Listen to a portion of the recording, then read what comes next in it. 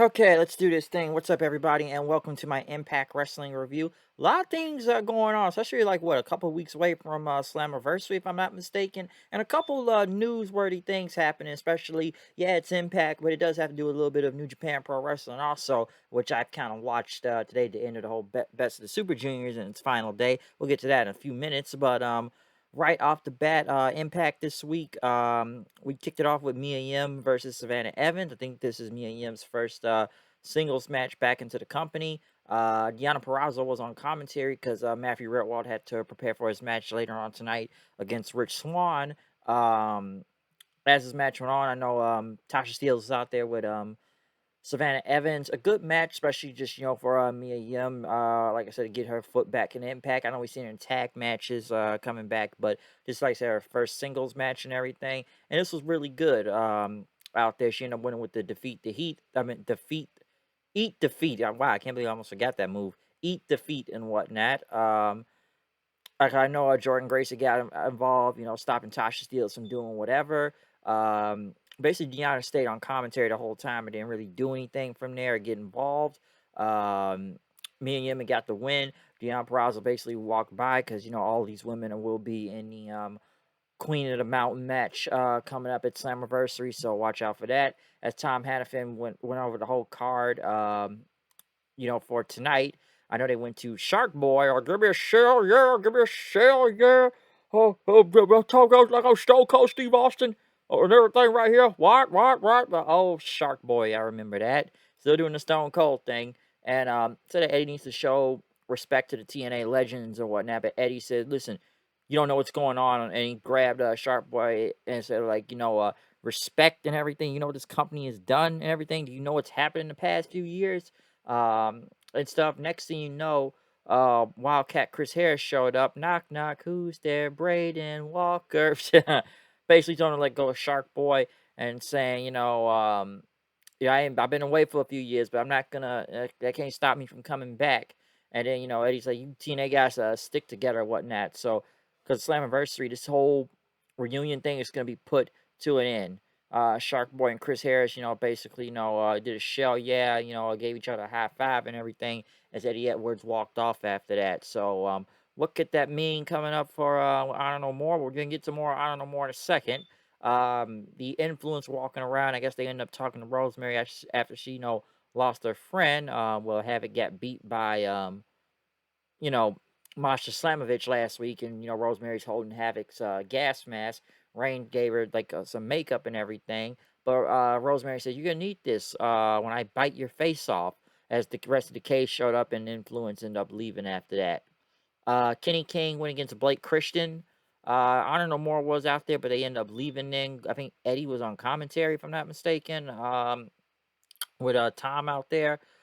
A good match between both Kenny King and Blake Christian. Christian, I don't know if he's just back in the company again or he's just gonna be there for the time being. Cause let's remember he was here and then he went to NXT and then that didn't really last long and now he's back here. So I don't know how long this will last. It was a good match though. I figured Kenny King was gonna win anyways. I know his shot was on the line for Ultimate X, but you know.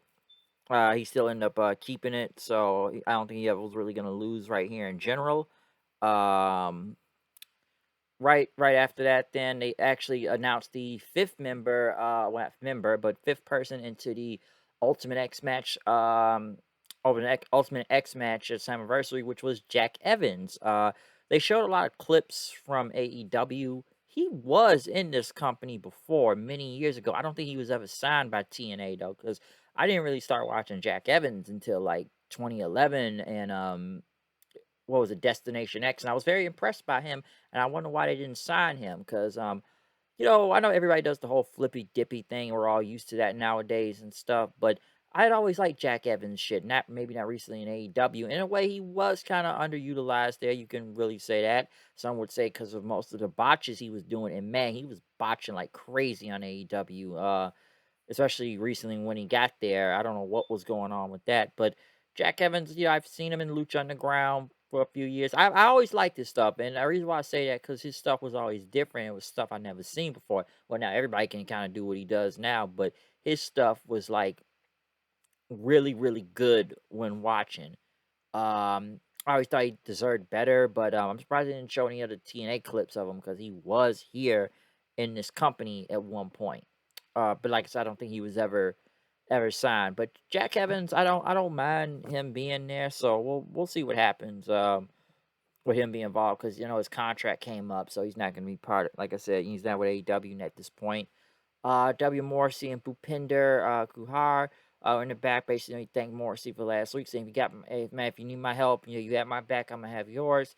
But they just showed PCO yelling for Morrisey, and Morrisey said, "Yeah, I got this from here. It's all good." Because it's gonna be a tag match later on. Um, right after that, Rich Swann came out there. I guess they said he was the new digital media champion, or what, the Pro Wrestling Revolver champion, which they showed footage, I guess, was at an indie promotion, and Cardona stole the belt and everything and left. So I guess Swann is the champion, but he doesn't have the belt because Cardona has it. I know Cardona just suffered like a bicep tear. I think he can still compete, or he's gonna have surgery on it because I know they didn't take the NWA title away from him. So I don't know if he'll be healthy by then, but we'll see what happens. But yeah, Swann against Matthew Redwald, a good match. You haven't seen Redwald in the ring in a good minute now, but he could still go out there, the former Aiden English himself. I enjoyed this match. It wasn't bad. Swann won. Swann, I just feel like Swann really fell from grace. He really has. Like, ever since he lost to Kenny Omega over a year ago, it's not really the same with Swann. It's like he got stuck in a tag team. Didn't really, him and Willie Mack, but now Mack is gone. Now he's back by himself. Because I'm like, dude, they really got him fighting for this digital media title. Even at least Cardona kind of somewhat was over with it and tried to make it look big, even though it's not, doesn't, no one really doesn't care. But like, I am the digital media champion, but like, this is Swann going for it now. Like, Swann's a former world champion in this company, and this is where they got him doing now. Like I said, the guy really fell from grace. I don't know what happened, but after that match with Omega, and just how you go back to the whole feud. I don't want to go back to it, but just go back and look how he was booked against Omega leading into it.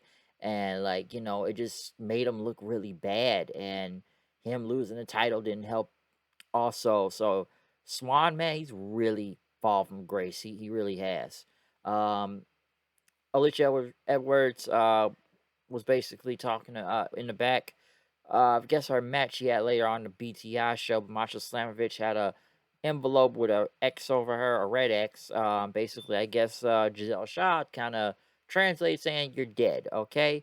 Next, the Good Brothers came out. I believe Carl Anderson has COVID now, if I'm not mistaken. Let me say one thing, and I know Ultimate X is coming up, but man, can I just say real quick that I guess Ace Austin joined the Bullet Club now? So man, we're just letting everybody in the Bullet Club nowadays. I see, like, yeah, like, man, more Impact people. Okay, Chris Bay is in it, so now we got the X Division champion, Ace Austin. So very interesting, to add him to the Bullet Club. Like I said, I watched the Best of Super Juniors. I'm not going to go into that because I'm not really happy of who won, and the whole thing in general, given how many times. But I'm not going to go into that right now. But yeah, yeah, Ace Austin's in the Bullet Club, but basically they came out and talked about the Briscoes and themselves at Slammiversary coming up.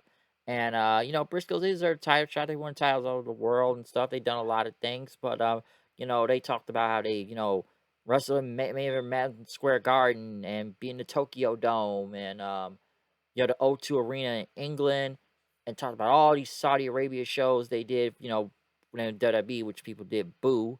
But then they talk about the top 10 moments they've had an Impact, which they did show some of the matches, but the last five was just beating the Briscoes and everything, which the Briscoes got up out there, says, like, y'all soft. We get up every day, we grind at 4 a.m. You can't do what we doing on chicken farms, you're on the field and all this stuff.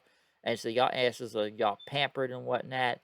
And we don't stop grinding, and we gonna beat y'all, and we gonna hold on to these titles even longer. Next thing you know, they brawled with each other then, with the Briscoes getting the upper hand. So good segment with the Briscoes out there. So I'm looking forward to that match. So we'll see what happens. Josh Alexander was in the back talking about Eric Young, and I guess his match next week, I guess it's gonna be with Joe Doring. I guess Scott D'Amore made. And stuff. Say Doring is like undefeated, never pinned or submitted in his company in singles matches. Basically, Violent by Design surrounded Josh Alexander, tried to jump him until security and stuff broke him apart. Honor No More, or the OGK, Mike Bennett and Matt Taven went against Heath and Rhino. which OGK won. By the way, Honor No More getting a lot of clean wins tonight. Kenny King getting a clean win. Taven and Bennett getting a clean win because usually they need some help to win or just lose all the time. But actually getting some clean wins out there right after they start beating up Rhino and Heath. Didn't I'm kind of sick of the Rhino and Heath team at this point. I don't think it's going anywhere. Kind of we'll see if something different happens now after this because they end up taking Rhino's leg and stepping onto it with a chair. Next thing you know, the Morrisey Machine Guns and freaking Kazarian came for the save with chairs of their own, chasing Honor No More out as they check Rhino, which then he was being put into an ambulance. Then Kazarian says, "Hey man, I haven't been here in a while, but this is what's going on here. This is what you letting happen, Scott." But Scott saying the one when I like, listen man, I do what I can. Rhino's my friend, all right. But say and saves if we want to match Honor No More. Okay, all right, it could be a 5-on-5, or I think it's 5-on-5. Kenny King's an Ultimate X, but listen, man, all y'all need to do is find a couple more people. I don't care if they're a former member, Impact TNA or TNA Original. You find anybody that worked with this company even, before that, and you'll have your match at Slammiversary. They get some former TNA guys. I don't know. Some would hope it's not Shark Boy and Chris Harris who we saw earlier tonight, because I don't know that. Don't know if I want to see that. What's James Storm doing? I haven't seen James Storm in a while, so bring him back if necessary, or someone to surprise the people at Slammiversary. Like I would like to see something big if they bring in 2 other TNA people from the past or originals or something. That's what I would like to see. Um, in the main event, we did get Steve Maclin and Moose versus W. Morrisey and PCO. Very good main event, I should say. With the heels going over clean, by the way, also with Maclin, doing a big dive on a PCO before taking out Morrisey with a big DDT in. Um, like double underhook DDT, taking him out. Him and PCO brawled in after that, which PCO took him out. Moose took PCO out with a spear. The lights went off. Sammy Callahan was in the ring. Moose thought he had to set him up with the spear, but Callahan dodged and used his baseball bat to take out Moose. And he says, I'm going to keep doing this every week and ruin this man's life because he has a date with the death machine himself, as he did his thumbs up, thumbs down thing. So I'm sure it's going to be a match of both of these two at Slammiversary coming up. Good match. But now I guess I better say this. Apparently, this was W. Morrissey's last match in Impact. I believe his contract came up, or I don't know if he just left in that. Impact, they really should have made a bigger play for Morrisey if you wanted to keep him, because even I said, like, this guy should have been the world champion in this company. I personally, and I've said it before, I rather have seen Morrisey versus Josh Alexander at Slammiversary for the world title than I rather would see Eric Young and Josh Alexander. I think Morrissey, is just really over right now as a face, and I think he really should be going for the title. Like I said, this guy is really, really reinventing himself. And some would say, with him gone, I guess apparently he's gone from the company now. He left for his contract coming up. Some say, Impact should did more to keep him, which I do agree. Some people think the problem was, it's always a phone call. Hold that thought 1 minute.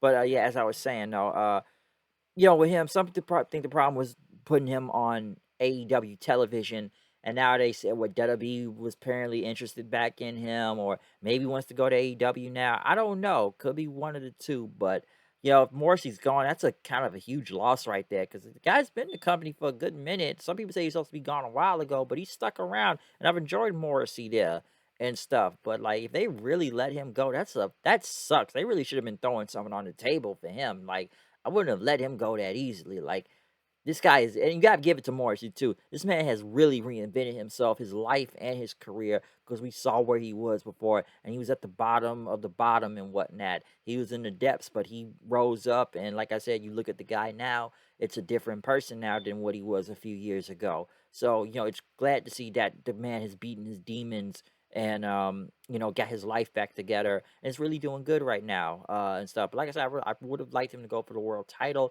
I don't know what's gonna happen with Morrissey. Maybe WWE, maybe AEW. I'm not sure. Okay, but I guess we'll see what happens. But big loss if they let him go for real. Other than that, comment, subscribe, follow me on Twitter at Hoodie890. Slammiversary is getting closer, folks. So yeah. Other than that, I'm out here. I'll see you guys then. Peace out.